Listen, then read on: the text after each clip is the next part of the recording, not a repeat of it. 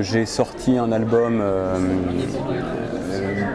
qui s'appelle Dans la forêt, dans la même collection Métamorphose. J'ai fait d'autres albums avant chez Akileos et aux éditions de la Joie de Lire. Et là, donc, c'est un premier tome. En fait, c'est une histoire en deux actes. Et donc, le premier acte de l'esprit de Lewis, qui est un huis clos. Non, en fait, Bertrand, j'avais travaillé, je le connaissais de mon expérience en animation, c'est-à-dire qu'on avait le même producteur. Et j'avais fait un album jeunesse avec lui qui s'appelle L'étrange réveillon, chez Grasset Jeunesse. Et j'aime beaucoup son univers. Il se trouve que quand j'ai fini Dans la forêt, j'avais pas forcément de projet. J'avais pas de projet qui était constitué, et donc il m'a proposé un scénario de long métrage qui avait été développé par la Gaumont et qui ne s'était pas fait. Et donc du coup, comme on s'entend plutôt bien, du coup on a eu l'envie de le développer en bande dessinée.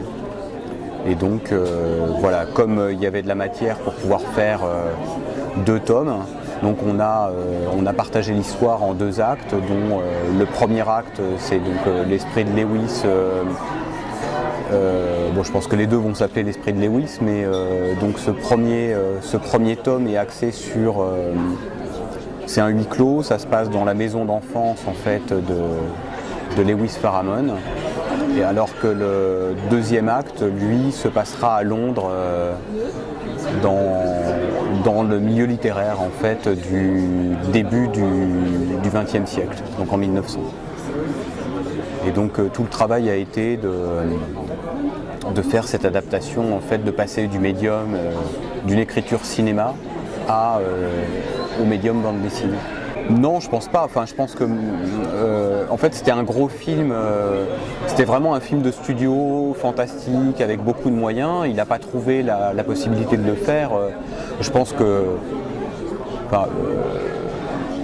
maintenant le nombre d'adaptations, en animation ou en film, viennent de la bande dessinée. Donc je pense que c'était aussi une façon de lui donner son caractère. Donc non, je pense qu'au contraire, ça va lui donner un deuxième souffle. Non, ça c'est plutôt moi, ça. C'est-à-dire qu'en fait, Dans la forêt avait un côté très fantastique, avec un bestiaire assez... et j'avais envie de faire un pas de côté par rapport à cet univers-là qui était peut-être attendu, et je voulais travailler autre chose. Donc je voulais travailler l'aspect romantique, le semi-réalisme, le réalisme en tout cas des émotions, être aussi avec un personnage plus adulte. Et donc c'est vraiment travailler cette histoire d'amour impossible entre Lewis et un fantôme. D'ailleurs on ne sait pas trop si c'est une histoire il y a une espèce d'attirance ou de répulsion au départ entre les deux. Et surtout, le décor, je voulais jouer à plein la carte du fantastique, c'est-à-dire que le décor soit crédible. C'est-à-dire que l'espace, on débute l'histoire dans un récit victorien, et que la maison soit le troisième personnage en fait de l'histoire. Et c'est vrai que du coup, qu'il y a un glissement progressif dans le côté fantastique ou macabre, mais que d'entrée on soit dans quelque chose de réaliste. Et c'est vrai que le côté bestiaire, ça c'est ma part de... C'est-à-dire qu'en fait j'ai essayé de mettre cet aspect-là de côté, et c'est revenu en fait sur le décor, c'est revenu dans le cabinet de curiosité, c'est revenu dans dans mon interprétation graphique de l'histoire. Ouais, oui, je pense que moi je suis bien dans cette collection-là. Maintenant, ce qui est important aussi, c'est dans un récit de hantise, de fantôme, c'est aussi de surprendre le lecteur. C'est-à-dire que, évidemment, on sait que c'est une histoire de fantôme. Maintenant, la façon dont c'est raconté, je trouve que c'est important qu'on qu'on soit surpris. C'est-à-dire que je pense que, et ça c'est la grande force de Bertrand, c'est-à-dire il y a un humour dans la manière de faire la recherche sur la nature fantomatique du personnage de Sarah, avec le codex mortis, de me présenter quel type de spectre elle peut être. Donc du coup, en fait, je pense qu'il y a un côté plus léger que ce que... Enfin, je pense qu'il y a une légèreté et un humour qui n'est pas forcément évident quand on prend l'album, mais qui se trouve au fur et à mesure du récit.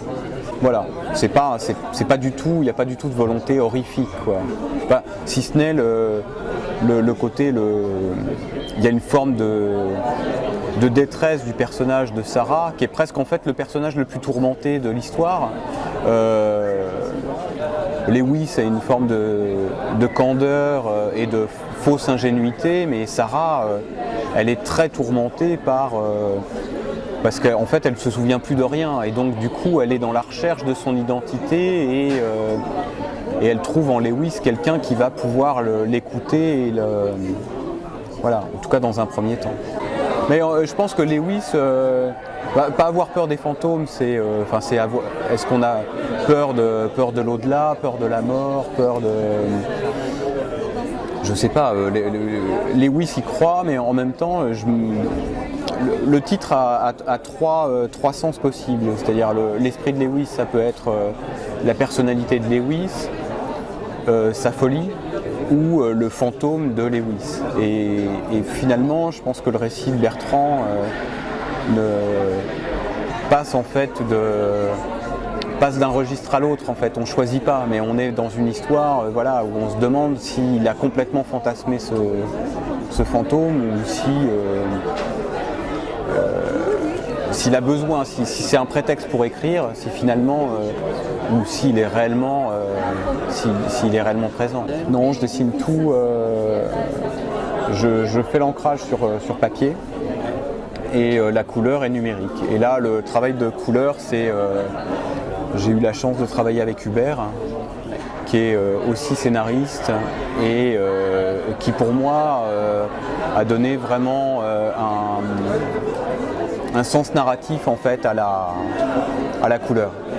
D'ailleurs, c'était déjà écrit comme ça dans le scénario, c'est-à-dire la mère de Lewis est enterrée avec une robe vert amande, et on s'est dit, bah voilà, ça c'est l'entrée dans l'histoire, c'est-à-dire que tout ce qui sera en référence à la mère sera en fait dans les tons verts.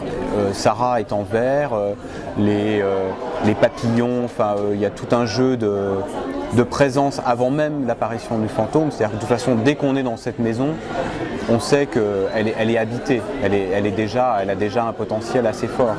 Donc on a joué sur la couleur pour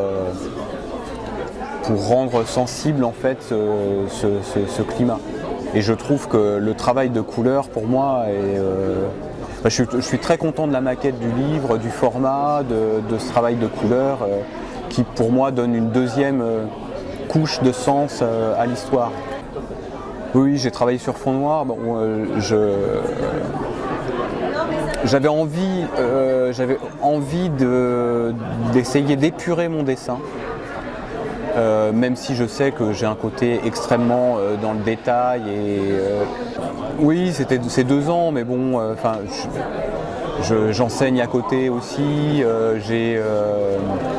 C'est-à-dire que bon, on n'est pas à l'abri d'un succès, mais c'est vrai qu'en attendant, c'est pas. J'ai la liberté en fait j'ai signé ces albums-là, et en fait, je sais que dans cette collection, pour moi, c'est pas. Pour moi, c'est un travail, sur lequel j'ai pas envie de m'épargner. Ce travail du style, ce travail du décor, j'avais envie d'en faire quelque chose de très détaillé. Bon, c'est vrai qu'il y a eu un gros travail d'adaptation du scénario. Je suis sur un registre qui n'est pas tout à fait... je suis un peu sorti d'une zone de confort pour essayer de travailler par exemple la profondeur de champ, travailler la dynamique du personnage. Bon, c'est vrai que tout ça prend du temps. Et en même temps, je trouve que la qualité des livres dans cette collection-là, elle est... Enfin, voilà, il y a un soin aussi qui est apporté à la maquette. Bon, à côté de ça, j'ai signé un album de 200 pages chez Casterman, que je fais en parallèle aussi. Non, avec Pierre Péju, qui est un romancier, donc c'est encore un autre travail d'adaptation. Mais c'est-à-dire que pour me consacrer les deux doubles centrales, en fait, c'est assez marrant. C'est-à-dire que la première double, c'est la première page que j'ai présentée pour poser l'esthétique du livre. Et la deuxième double, c'est la dernière que j'ai réalisée. Et elles sont côte à côte dans le processus dans l'album. Et en fait, pour moi, la première page, c'est-à-dire la page de course-poursuite des fantômes dans le couloir, elle est exactement représentative du graphisme que je voulais employer pour l'album. Donc après, en fait, je me suis dit, je veux que l'ensemble du livre corresponde à cette qualité, à ce degré de baroque et de finition. Et c'est vrai que sur cet album, moi j'ai dit à Clotilde et Barbara, je leur ai dit, je peux faire 5 planches par mois, mais je peux pas en faire... Je peux pas en faire plus en fait en termes de découpage et tout ça. Donc le deuxième devrait être plus simple dans le sens où c'est beaucoup de galeries de personnages, c'est beaucoup plus bavard aussi. Là on était dans un huis clos avec vraiment un travail d'ambiance. On est dans un autre registre dans le deuxième acte. Sur ce livre-là, il y a des clins d'œil à Caspar David Friedrich, il y a des clins d'œil à Gustav Klimt. J'adore toute cette période, Art and Craft. D'ailleurs, le deuxième tome se passe à Londres en 1900. Là, je vais pouvoir placer Aubrey Beardsley, Oscar Wilde, tout ce registre graphique et visuel. Enfin, là, mes recherches graphiques, c'est sur Sargent, qui est un peintre américain qui a beaucoup peint en fait l'aristocratie de l'époque. Avec Bertrand, on avait comme référence Les Innocents de Jack Layton, qui est en fait l'adaptation du Tour d'écrou d'Henry James. Avec Hubert, je lui avais parlé, mais il n'y a pas vraiment besoin qu'on lui donne de référence. Enfin, je veux dire, c'était Dario Argento, Suspiria, enfin les films des années 70 dans des couleurs extrêmement vives. Enfin, je voulais un album qui soit chatoyant, c'est-à-dire où on sente que la couleur avait un sens narratif.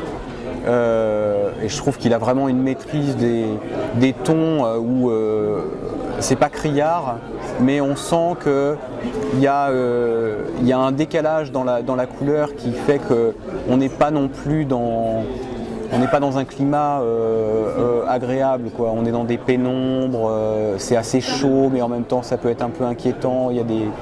Voilà. C'est une colle. Je sais pas, en fait, je suis fasciné par... je lis énormément d'interviews, donc du coup, c'est vrai que ça me permet comme ça de rentrer dans la tête d'auteurs, mais par exemple, Alan Moore reste une énigme, c'est-à-dire... Là, son dernier roman, enfin voilà, c'est même plus labyrinthique, quoi. C'est des mondes, une capacité de comprendre le monde, de le digérer, de le retourner, voilà, c'est même pas la capacité de rentrer oui, c'est un voyage avec un auteur. Enfin, moi, il y a des auteurs comme ça qui restent pour moi des mystères absolus, quoi. Giraud, Moebius, enfin voilà, c'est des grandes énigmes que j'ai pas de cesse d'interroger d'ailleurs, ou Pratt, c'est des... Donc... Non, mais là j'ai la chance de pouvoir en fait de faire parler des esprits, c'est-à-dire de pouvoir collaborer avec Bertrand Santini ou Hubert.